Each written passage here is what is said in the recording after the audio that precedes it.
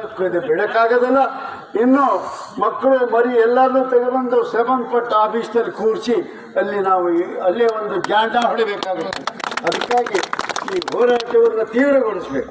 ಖಂಡಿತವಾಗೂ ಮಾಡೋಕ್ಕಾಗಲ್ಲ. ನಾವು ಕೂಡ ಇಲ್ಲೇ ಜೀವ ಕೊಡೋದಕ್ಕೆ ತಯಾರಿದ್ದೀವಿ ಅಂತಕ್ಕಂಥ ಮಾತನ್ನು ಹೇಳಿ ನಾವೆಲ್ಲರೂ ಒಗ್ಗಟ್ಟಾಗಿ ಎಲ್ಲರೂ ಬರಬೇಕು. ಗುರುಗಳ ಆಶೀರ್ವಾದ ಇದೆ, ನ್ಯಾಯ ಇದೆ, ಸತ್ಯ ಇದೆ. ಇದು ಪರಿಸರಕ್ಕೆ, ವಾತಾವರಣಕ್ಕೆ, ಈ ಮಲೆನಾಡಿಗೆ ಸರಿಯಾದ ಕಾರ್ಯಕ್ರಮ ಅಲ್ಲ. ಅದನ್ನು ಮಾಡೋದಾರ ಆ ಕಡೆ ಮಾಡಲಿ, ಎಲ್ಲೆಲ್ಲ ಮಾಡಿದಾರಲ್ಲ, ರಾಯಚೂರು ಮಾಡಿದ್ದಾರೆ, ಅಲ್ಲೇ ಮಾಡಲಿ. ವಿದ್ಯುತ್ ಶಕ್ತಿಯನ್ನು ತಯಾರು ಮಾಡೋದಕ್ಕೆ ಅನೇಕ ವಿಧಿಗಳಿದ್ದಾವೆ. ಇದರಿಂದಲೇ ಅಲ್ಲ, ಆದ್ದರಿಂದ ಗಾಳಿಯಿಂದ ಮಾಡ್ಬೋದು, ಸಮುದ್ರದ ಅಲೆಯಿಂದ ಮಾಡ್ಬೋದು, ಸೋಲಾರಿಂದ ಮಾಡ್ಬೋದು, ಬೇರೆ ಬೇರೆ ಇದರಿಂದ ಮಾಡ್ಬೋದು. ಅದರಲ್ಲಿ ಮಾಡಲಿ. ಆದ್ದರಿಂದ ಈ ಯೋಜನೆಯನ್ನು ನಾವು ಖಂಡಿತವಾಗಿ ಮಾಡೋಕ್ಕಾಗಲ್ಲ. ಇದು ನಮ್ಮ ಮಲೆನಾಡನ್ನೇ ನಾಶ ಮಾಡ್ತಕ್ಕಂಥ ಯೋಜನೆ.